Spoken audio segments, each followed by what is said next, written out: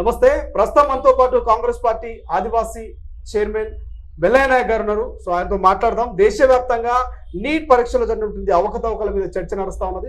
కానీ ప్రధానంగా ఢిల్లీలో కొట్లాడుతున్నటువంటి కాంగ్రెస్ గల్లీలో ఈ నీట్ మీద అటు మీడియా కావచ్చు, ఇటు అధికారంలో ఉన్నటువంటి కాంగ్రెస్ పెద్దగా లేవనెత్తినట్టుగా మనకు అనిపించట్లేదు. సో మాట్లాడదాం, ఎందుకు కారణం ఏంటి ఒకసారి తెలుసుకునే ప్రయత్నం చేద్దాం.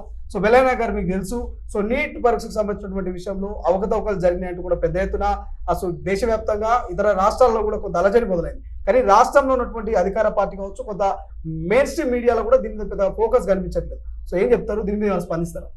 అంటే ఇది ముఖ్యంగా నీట్ ఎగ్జామ్ 23.5 లక్షల మంది రాసింది విద్యార్థులు దేశవ్యాప్తంగా. మొత్తం 1,10,000 మెడికల్ సీట్లు భర్తీ అయ్యేటటువంటి ఎగ్జామ్. దేశవ్యాప్తంగా ఉన్నటువంటి స్టూడెంట్స్ అంతా కూడా 1,10,000 అడ్మిషన్ జరుగుతాయి. దాని నుంచి దాదాపు 705 ప్రభుత్వ కాలేజీలు, ప్రైవేట్ కాలేజీలు దీని ద్వారా అడ్మిషన్ జరుగుతాయి. చాలా ప్రెస్టీజియస్ ఎగ్జామ్. ప్రతి సంవత్సరం 1 నుంచి 10 ర్యాంకుల మధ్యన సగం ర్యాంకులు తెలుగు వాళ్ళకు వచ్చేటి, తెలంగాణ వాళ్ళు కావచ్చు, ఆంధ్ర వాళ్ళు కావచ్చు, వచ్చేటటువంటి ఎగ్జామ్స్. కానీ అంత పెద్ద ప్రెస్టీజియస్ ఎగ్జామ్లో లక్షల మంది విద్యార్థుల జీవితాలతో ముడిగి ఉన్నటువంటి ఎగ్జామ్లో తీవ్రమైనటువంటి అవకతవకలు జరిగినాయి అనేటటువంటిది కాంగ్రెస్ పార్టీ చెప్తున్నది, విద్యార్థులు చెప్తా ఉన్నారు. ఒకవైపు పార్లమెంట్ ఎన్నికల ఫలితాలు వచ్చే జూన్ 4వ తారీఖు నాడు దీని ఫలితాలను విడుదల చేయడమే తప్పు. నీట్ షెడ్యూల్ ప్రకారం 14వ తారీఖు నాడు ఫలితాలు విడుదల చేయాలి. కానీ 10 రోజుల ముందుగా ఫలితాలు విడుదల చేయాల్సిన పరిస్థితి ఎందుకు వచ్చిందో అర్థం కావట్లేదు. నంబర్ 1.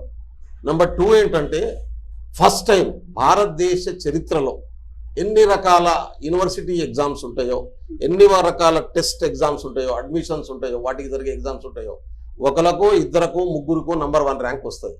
కానీ 67 మందికి ఫుల్ మార్క్స్ తోని నంబర్ 1 ర్యాంక్ అవడం అనేది ఒక నీటిలోనే జరిగింది. అసలు ఇది ప్రపంచంలో జరిగిన ఏ ఎగ్జామ్ టెస్ట్ లో కూడా జరగలే ఇటువంటిది. ఈ భూమి మీద ఎన్ని దేశాలున్నాయో ఏ దేశంలో కాంపిటేటివ్ ఎగ్జామ్స్ కోసం పెట్టే టెస్ట్ లో ఫుల్ మార్కులతోనే నంబర్ 1 రావడం. సో అక్కడనే అనుమానం మొదలైందని చెప్పుకోవచ్చా? 69 మందికి 720 మార్కులు రావడం, ఒక్కరిద్దరు కాదు, 69 మంది ఒక్క ర్యాంక్ రావడం ఎక్కడన్నా జరుగుతుందా ఇది? అంటే ఇది ఇయ్యడం వెనుకనే కుట్ర ఉన్నది, ఇది జరగడం వెనుకనే అవకతవకలు జరిగినాయి అనేటటువంటి.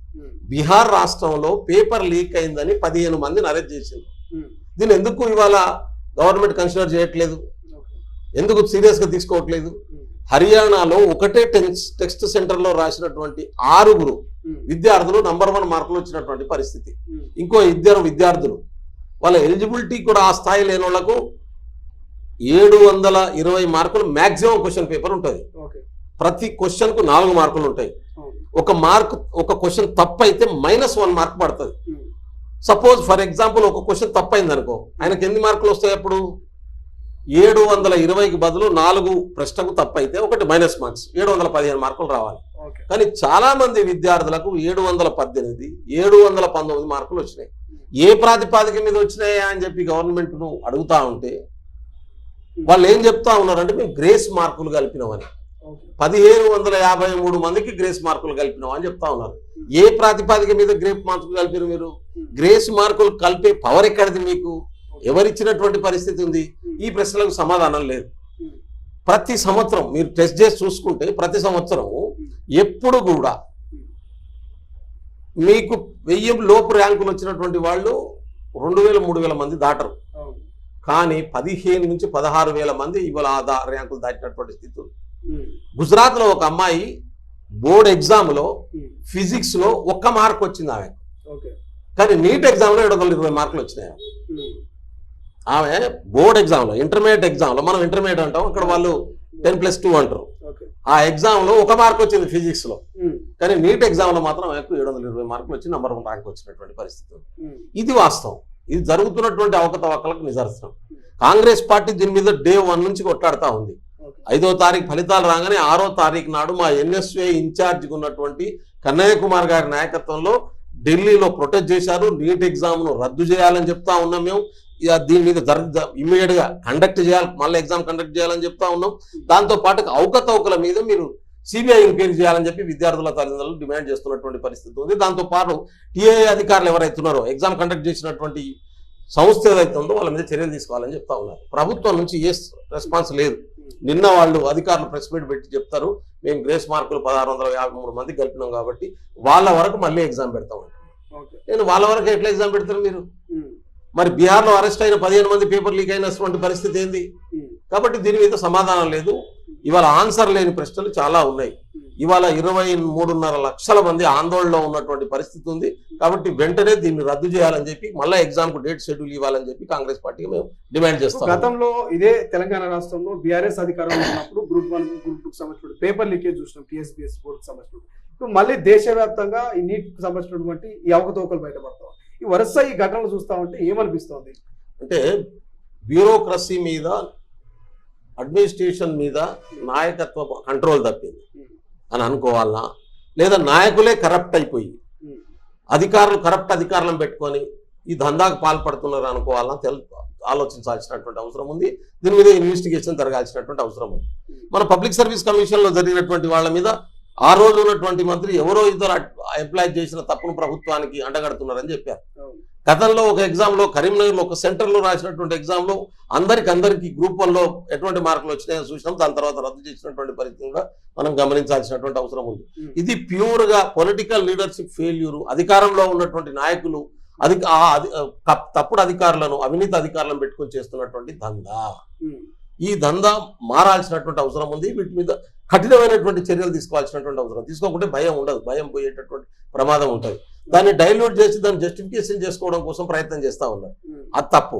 అందుకనే రేవంత్ రెడ్డి గారు ముఖ్యమంత్రి కాగానే ఏం చేసినాం, ముందు public service commission exam conduct చేసేటటువంటి ఏజెన్సీలో ఉన్నటువంటి చీఫ్ మీదనే అనుమానాలు ఉన్న తర్వాత ఆయనను మార్చకుంటే ఇంకో ఎగ్జామ్కు నోటిఫికేషన్ ఇస్తే ఎట్లా విద్యార్థులు నమ్మేటటువంటి అవకాశం ఉంటుంది?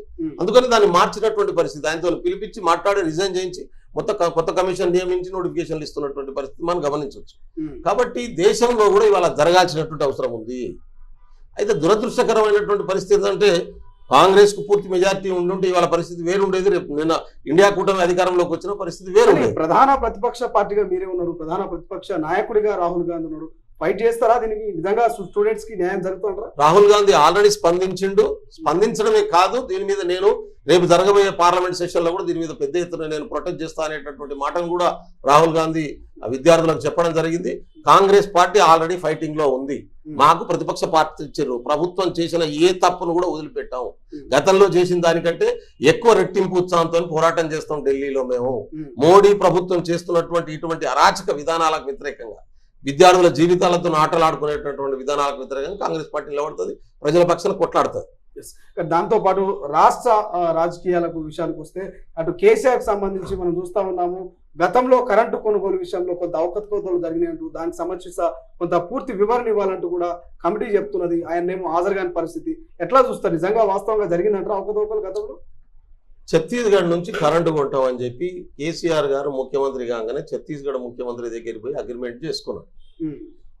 ఎన్ని పైసలు 1000 కోట్లు అని ప్రచారం జరిగింది. అప్పుడు 1000 ఇచ్చిరా 2000 ఇచ్చిరా టెక్నికల్ గా నాకు తెలియదు కానీ చెప్పాలి. వాళ్ళ నుంచి ఒక్క యూనిట్ కరెంట్ కూడా తేలే. అడికెళ్ళి ఒప్పందం చేసుకున్నారు. అప్పుడు మాలాంటి వాళ్ళం అడిగితే ఏమన్నాడు, అరే పక్క రాష్ట్రం అయినా ఛత్తీస్గఢ్ ఇలా తెలియదు, ఆడికిడికి తెల్లారిలోపు వైర్లు గుంజొచ్చు అన్నాడు ఆయన. ఆ రోజు ఫ్రంట్ పేజ్ న్యూస్ అది, తెల్లారిలోపు వైర్లు గుంజొచ్చు అని కేసీఆర్ చెప్పగానే. మరి ఎన్ని వైర్లు గుంజిండు, ఎన్ని మెగావాట్ల విద్యుత్ చేసిండు, తెచ్చిండు, ఏ ఇండ్లకి ఇచ్చిండు, ఏ కంపెనీలకు ఇచ్చిండు, ఏ కాలేజీలకు ఇచ్చిండు, దానివల్ల ఎంత ప్రొడక్టివిటీ పెరిగింది, ఎన్ని పైసలు ఇచ్చిండ్రు, ఈ వివరాలు ఆయనకి తప్ప ఇంకోళ్ళకి తెలియవు కదా. అంటే స్వయాన ఆయన పర్యవేక్షించి ఆయన పాల్గొని ఆయన సమక్షంలో జరిగినటువంటి అగ్రిమెంట్ కాబట్టి ఆయనే వచ్చి విచారణకు ఎదుర్కొని ఆ వివరాలని ఆ విచారణ కమిషన్ కు చెప్పి వాస్తవాలు తెలియజేయాల్సినటువంటి బాధ్యత గౌరవ మాజీ ముఖ్యమంత్రి గారి మీద ఉన్నది. కాబట్టి దానికి స్పందించి రావాలని చెప్పి నేను కూడా కోరుతా ఉన్నాను. ఎందుకంటే అది ప్రజల సొమ్ము. మన ఫామ్ హౌస్ లో టమాటాలు పండించి 5,000 రూపాయల కిలో చొప్పున అమ్మి తెచ్చిన పైసలు కావు. ఎందుకంటే కేసీఆర్ పంటలు మాత్రమే హైయెస్ట్ రేటుకు పోతాయి. ఆయనే చెప్పుకున్నాడు కదా ఒకసారి, ఏదో పండితే క్వింటాల్ 10 లక్షలకు పోయిందని చెప్పుకున్నట్టున్నది. కాబట్టి ఆయన హైయెస్ట్ రేటుకు అమ్ముకునేటటువంటి పంటల లెక్క కాదు కదా ఇది. సామాన్యులు రైతులు చేసిన వ్యవసాయంకు ఆయన వ్యవసాయానికి తేడా ఉంది. కాబట్టి ఆయన ఆలోచనలు చాలా అద్భుతంగా చేసేటటువంటి ఆలోచనలు ఉన్నాయి. కాబట్టి ఆయన వచ్చి సమాధానం చెప్తే సరి చేసుకొని ఆ తప్పులు జరగలేదనేది, ఎవరు చేసిరు అనేది అధికారులు చేసే స్థాయిలో జరిగిందా, పాలసీ డిసిషన్ స్థాయిలో జరిగిందా, నాయకత్వ స్థాయిలో జరిగిందా, వివరాలు ఇవ్వాల్సినటువంటి బాధ్యత గౌరవ మాజీ ముఖ్యమంత్రి గారి మీద ఉంటుంది ఖచ్చితంగా. దాంతో పాటు బెల్లయ్య నాయక్ గారు ప్రభుత్వం ఏర్పడినటువంటి నాటి నుంచి కూడా వరుసగా మీ మంత్రుల మీద కొన్ని విమర్శలు చేస్తుంది ప్రతిపక్ష పార్టీ అయినటువంటి బీఆర్ఎస్ పార్టీ నాయకులు. గతంలో ఆర్ఆర్ ట్యాక్స్ అన్నారు, తర్వాత బ్రూ ట్యాక్స్ అన్నారు, నమూనా ఉత్తమ్ ట్యాక్స్ అన్నారు, ఇప్పుడు మళ్ళీ కొత్తగా ఆర్పీ ట్యాక్స్ అని తీసుకొచ్చారు. రాహుల్ అండ్ పొన్నం ట్యాక్స్ అంటూ ఒక ట్యాక్స్ తీసుకొచ్చారు. సో దీన్ని ఎట్లా చూస్తారు? ఎందుకు మీ మంత్రుల మీద ఇన్ని విమర్శలు వస్తున్నాయి? అంటే నడిచిటోని కాళ్ళకే దుమ్మంటుకుంటుంది, పని చేసే చేతులకే మట్టి అంటుకుంటుంది. ఏ పని కుండ తయారు చేయాలంటే మట్టిని పిసుకాలి. 7 లక్షల కోట్ల అప్పు చేసి ప్రతి కార్పొరేషన్లో అప్పులమయం చేసి రెవెన్యూ వచ్చే రెవెన్యూకు అప్పులకు వడ్డీలు కట్టడానికి సరిపోనంత పరిస్థితి తీసుకుపోయి రాళ్ళు. దాన్ని సరి చేసే పనిని మా ప్రభుత్వం చేస్తూ ఉంది. దాన్ని సరి చేసే పని, సెట్ చేసేటటువంటి పని. నేను అట్లా మీరు అడిగిన ప్రశ్న వాళ్ళు ఒకటి, ఉత్తమ్ కుమార్ రెడ్డి గారు రైస్ కొనుగోలు పేరు మీద 1000 కోట్లు తినడని చెప్పి కేటీఆర్ గారు ఆరోపించాడు. ఇదే కదా ఆరోపణ. అసలు ఆ డిపార్ట్మెంట్లో ఉత్తమ్ కుమార్ రెడ్డి గారి డిపార్ట్మెంట్లో 1000 కోట్ల బియ్యం కొన్నటువంటి పరిస్థితి ఉందా? ప్రభుత్వం చెల్లించినటువంటి పరిస్థితి ఉందా? 1000 కోట్ల ట్రాన్సాక్షన్ జరిగిందా? దాంట్లో తినడం ఎంత తినడం అనేది తర్వాత సంగతి. 1000 కోట్లు తినడం ఆయన చెప్పిండు కదా. 1000 కోట్లు తినాలంటే కనీసం ఒక 1000కి మించి ట్రాన్సాక్షన్ జరగాలి కదా. 1000 కోట్లు, 2000 కోట్లు, ఒక 5000 కోట్లు అయితే దానికి 1000 తినడం చెప్పడానికి వీళ్ళు. అరే బియ్యం కొనక ముందే నువ్వు 1000 కోట్లు ఎట్లా తినేస్తాడబ్బా అంటే వాళ్ళు వీడియోలు తీయించి ఫోన్లు ట్యాప్ చేసి బ్లాక్ మెయిల్ చేసి సొంతంగా సంపాదించుకున్నటువంటి ఆస్తులను రాయించుకొని మిగతా వాళ్ళని రోడ్ల మీద పడేసినట్టు కాంగ్రెస్ కూడా చేస్తుంది అనుకుంటారు. వాళ్ళకి అది కదా అలవాటు. వాళ్ళ ఆధ్వర్యంలో చేసింది ఏంది?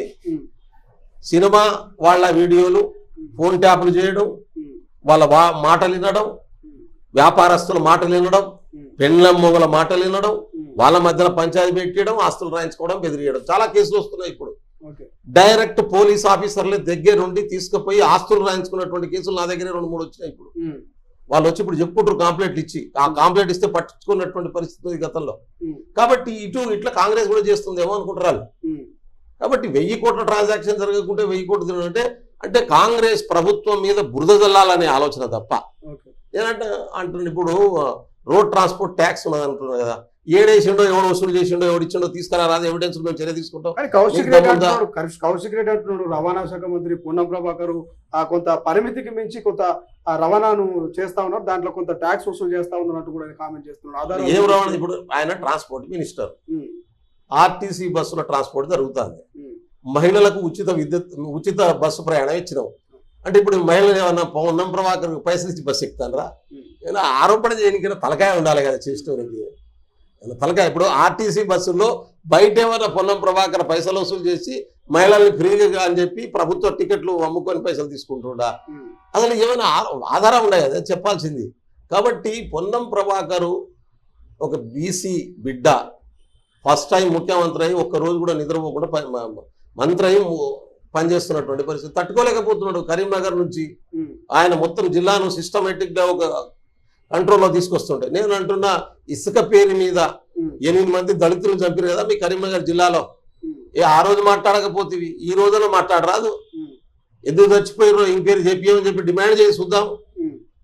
నీ కరీంనగర్ జిల్లాలోనే కదా, నీ కేటీఆర్ గారి సొంత కాన్స్టిట్యున్సీలో జరిగిన సావులు కదా, దళిత బిడ్డల సావులు కదా. కాబట్టి వీళ్ళు నాయకత్వం మెప్పు కోసం ఏదో కాంగ్రెస్ మీద అంటే మమ్మల్ని గుర్తించి కూడా కూర్చోబెట్టుకుంటారు. ఆడేం లేదు, అది దుకాణం బంద్ అయ్యే దుకాణం, అది అయిపోయింది. ఆ బీఆర్ఎస్ పార్టీ గురించి, బీఆర్ఎస్ నాయకుల గురించి మాట్లాడుకోవడం వేస్ట్ అన్న. ఎందుకంటే పార్లమెంట్ ఎన్నికల్లో చూసినాం, ప్రజలకు వాళ్ళ మీద విశ్వాసం లేదు, వాళ్ళకు వాళ్ళ మీద విశ్వాసం లేదు. ఇప్పుడు ఏంటంటే ఈ పొన్నం ఏమైనా తిడితే బీజేపీ వాళ్ళు పిలుస్తారేమో అనేటటువంటి ఆశలో ఆయన ఉన్నాడే. పోతారా బీజేపీలో పోయే అవకాశం ఉందా బీఆర్ఎస్ పార్టీ నాయకులు? బీఆర్ఎస్ పార్టీ అనేటటువంటిది తను తాను డిస్మాండిల్ చేసుకుంటది అని చెప్పి ఎన్నికల కంటే ముందు మీకే చెప్పిన. పార్లమెంట్ ఎన్నికల్లో రోబో ఏదో సినిమాలో రోబో, అది రోబో సినిమాలో సంటి డిస్మాండిల్ చేసుకొని కోర్టు ఆర్డర్ ఇస్తే ఎట్లయితే డిస్మాండిల్ చేసుకుంటాడో అట్లా పార్లమెంట్ ఎన్నికల్లో తనను తాను డిస్మాండిల్ చేస్తుందని చెప్పిన డిస్మాండిల్ అయ్యింది. ఇప్పుడు ఆ డిస్మాండిల్ అవశేషాలు పీకాడ పెట్టిండు. అదే పరిస్థితి అలాగే. ఇప్పుడు పార్లమెంట్ ఎన్నికల్లో చూసినాం మనం, గెలవగలిగినటువంటి సీట్లలో కూడా చేతులు ఎత్తేసి కేసీఆర్ గారు ఫామ్ హౌస్లో పన్నాడు, కేటీఆర్ గారు 7 తెలియదు, హరీష్ రావు అంత ముందు అరిసేది ఆయన అడ్రస్ లేదు ఇప్పుడు. కాబట్టి ఎవరు ఎటు పోవాలనేటువంటి దారులు ఎత్తుకుంటున్నటువంటి స్థితి ఉంది. ఇక వాళ్ళ మాటలకు ఏం విలువనిస్తాం? ఈయన ఎవరన్నా పిలుస్తాడేమో అని చెప్పి నేనున్నా గుర్తించడని చెప్పి అడుస్తుండేమో, అంతే తప్ప ఆయనకి ఏమున్నది పాపం. సరే 6 గ్యారెంటీలు అన్నారు, 100 రోజులు అన్నారు, కొన్ని సాధ్యమైనవి, కొన్ని పెండింగ్ లో పడ్డాయి. సో మొన్నటిదాకా కోడ్ ఉంటే ఇప్పుడు కోడ్ కూడా ముగిసింది. సో దాని మీద ఫోకస్ పెట్టే అవకాశం ఉందా రాష్ట్ర ప్రభుత్వం? చూస్తారు కదా, ఆల్రెడీ రివ్యూలు మొదలైనాయి ప్రతి డిపార్ట్మెంట్లది. ఒక్క నిమిషం కూడా రెస్ట్ లేకుండా నిన్న రివ్యూ చేసిండు చాలా మంది మంత్రులు, ముఖ్యమంత్రి రివ్యూ చేసిండు. ఫైనాన్షియల్ గా బడ్జెట్ పెట్టడం కోసం కావాల్సినటువంటి పూర్తి స్థాయి బడ్జెట్ ప్రిపరేషన్ అవుతుంది. పూర్తి స్థాయి బడ్జెట్ లో 6 గ్యారెంటీలతో పాటు 60 హామీలు ఇచ్చినటువంటి హామీలను కూడా ఇంప్లిమెంట్ చేయడం కోసం ప్రయత్నం మొదలవుతుంది. బీసీ డిక్లరేషన్ కావచ్చు, ఎస్సీ ఎస్టీ డిక్లరేషన్ కావచ్చు, మహిళలకు ఇచ్చిన డిక్లరేషన్లు కావచ్చు, మొత్తం 400 పైచిల్లు ఇచ్చినటువంటి ప్రతి అసూరెన్స్ ను మొదటి దఫా ఈ ఇయర్ ఫస్ట్ ఇయర్ లో ఏం చేయబోతున్నాం, సెకండ్ ఇయర్ లో ఏం చేయబోతున్నాం, థర్డ్ ఇయర్ లో ఏం చేయబోతున్నాం, మొత్తం అన్ని హామీలు మాక్సిమం అమలయ్యేటట్టు 5 సంవత్సరాల కాలం కోసం ఇవ్వబడ్డటువంటి ప్రతి హామీని కూడా ఎగ్జిక్యూట్ చేయడం కోసం పని మొదలవుతుంది. ఎందుకంటే నిన్నటి దాకా మీకు చెప్పినాం, ఆగస్టు 15వ తారీఖు నాడు వరకు రైతుల 2 లక్షల రుణమాఫీ చేస్తాం అనేటటువంటిది. దాని మీద కూడా ఆల్రెడీ ముఖ్యమంత్రి గారు రివ్యూ చేస్తూ ఉన్నారు. ఫైనాన్స్ మినిస్టర్, డిప్యూటీ సీఎం గారు నిన్న ఇద్దరు కూర్చున్నారు, మనం చూస్తూ ఉన్నాం, మాట్లాడుతున్నారు, ప్రతి సమస్యను పరిష్కరిస్తారు. ఈ బీఆర్ఎస్ బీజేపీ నాయకులు చేసేటటువంటి ఆరోపణల ట్రాప్లో పడొద్దని చెప్పి నేను ప్రజలకు కోరుతా ఉన్నాను.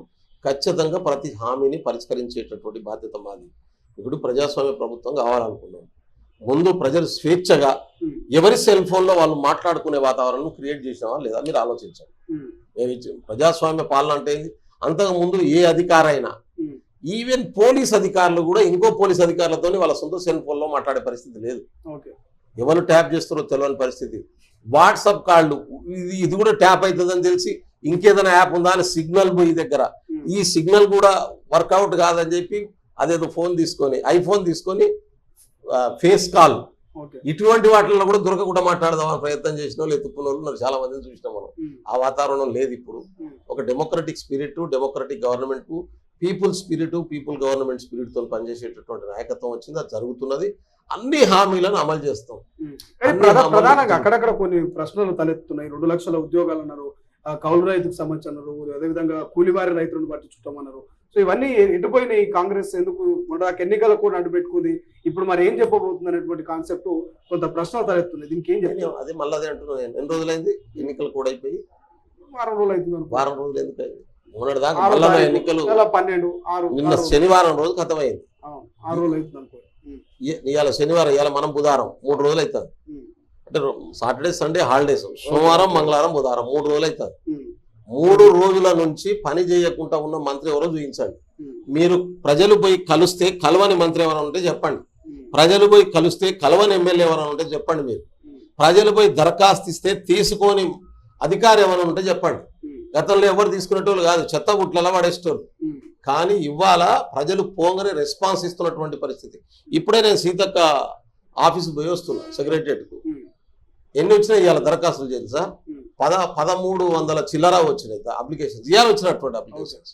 అంటే ఇవాళ సీతక్కల్ గారు లేరు, ఆమె ఆదిలాబాద్ టూర్లో ఉన్నది. అయినా ఆమె దగ్గరికి వచ్చినటువంటి అప్లికేషన్స్ 1306.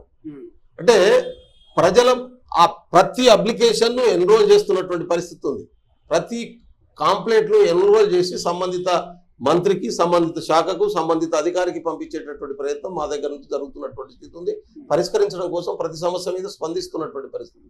కాబట్టి నేను ప్రజల్ని మీ ద్వారా మళ్ళీ కోరుతా ఉన్నాను, మీరు ఓపిక పట్టండి, ప్రతి సమస్య పరిష్కారం అవుతుంది. ఎలక్షన్ మేనిఫెస్టోలో ఇచ్చినటువంటి హామీలు అన్నీ కూడా నెల రోజుల్లోనే, 2 నెలల్లోనూ అయిపోయేటి కావు. ఇది గుర్తించాలి. మీరు 90 రోజులలో అన్నారు కదా, 6 హామీలు 100 రోజులు. మళ్ళీ చెప్తా ఉన్నాను, మేము ఇచ్చింది 6 హామీలు 100 రోజులు. ఆ 6 హామీలలో కొన్ని మొదలైనవి.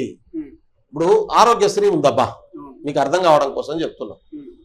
10 లక్షల వరకు ఆరోగ్యశ్రీ కార్డు ఉన్నటువంటి వాళ్లకు హాస్పిటల్ పోతే ఫ్రీ వైద్యం. మేము చెప్పింది ఆరోగ్యశ్రీ కార్డు తీసుకొని పోతే 10 లక్షల కంటే తక్కువ బిల్లు అయితే, 10 లక్షల దాకా అయితే ఫ్రీ ఇస్తారు. ఇప్పుడు కూడా ఆల్రెడీ ఎగ్జిక్యూషన్ లోకి వచ్చింది. అది కనబడదు కదా. నువ్వు ఆరోగ్యశ్రీ అవసరం అని హాస్పిటల్కి పోయిన వాళ్ళకే తెలుస్తుంది, పోయిన వాళ్ళకి ఎట్లా తెలుస్తుంది? ఫ్రీ మహిళల బస్సు ఫ్రీ అన్నాం, అది అమలవుతుంది కదా. మహిళలు ఎవరైనా చీర కట్టుకొని ఎక్కిన పురుషుడికి కూడా టికెట్ తీసుకోరు, అట్లా ఎవరు ఎక్కరు కనుకో మనకు తెలుసు. ఆధార్ కార్డో అని ఐడి కార్డో ఉండాలి, లోకల్ ఐడి కార్డు చూపిస్తే ఫ్రీ. ఇది ఎగ్జిక్యూట్ అవుతుంది కదా, ఎక్కిన వాళ్ళకి తెలుస్తుంది. ఎక్కని పురుషులకు ఎట్లా తెలుస్తుంది ఫ్రీ ఉందో లేదో. కాబట్టి 200 యూనిట్ల కరెంటు జీరో బిల్ అన్నాం. ఆల్రెడీ వాళ్ళ మీటర్ను, ఆధార్ కార్డును ఎలక్ట్రిసిటీ డిపార్ట్మెంట్ దగ్గర అనుసంధానం చేసుకున్న వాళ్ళందరికీ కూడా 200 రూపాయలు బిల్లు ఫ్రీ వస్తున్నటువంటి పరిస్థితి ఉంది. ఇది చేసుకున్న వాళ్ళందరికీ చేసుకోని వాళ్ళు చేసుకోండి అని కూడా చెప్తా ఉన్నాం. అంటే గవర్నమెంట్ పథకం మనం ప్రయోజనం పొందాలంటే దానికి కావాల్సినటువంటి పద్ధతిలో అనుసంధానం చేసుకోవాల్సినటువంటి అవసరం ఉంది. ఇట్లాగే ప్రతి పథకం మేము చెప్పినటువంటి ప్రతి హామీని ఇంప్లిమెంట్ చేస్తాం. 2 లక్షల రుణమాఫీ చేస్తాం.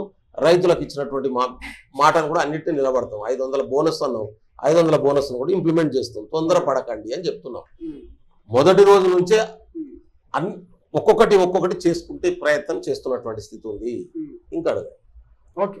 సో మీరేం చెప్పదలుచుకున్నారు? ప్రతిపక్ష పార్టీకి అధికార పార్టీలో ఉన్నటువంటి మీరు ఏం చెప్పదలుచుకున్నారు? ప్రజలకు ఒకటే కోరుతా ఉన్నాం, మేము ఇచ్చినటువంటి ప్రతి హామీని అమలు చేస్తాం. 4 సంవత్సరాల్లో మొత్తం ఎలక్షన్ మేనిఫెస్టోలో ఇచ్చినటువంటి అన్ని సమస్యలు పరిష్కరిస్తాం. ప్రతిపక్షాలు చెప్పేటటువంటి తప్పుడు ప్రచారంలో మీరు పడొద్దని చెప్పి కోరుతా ఉన్నాం.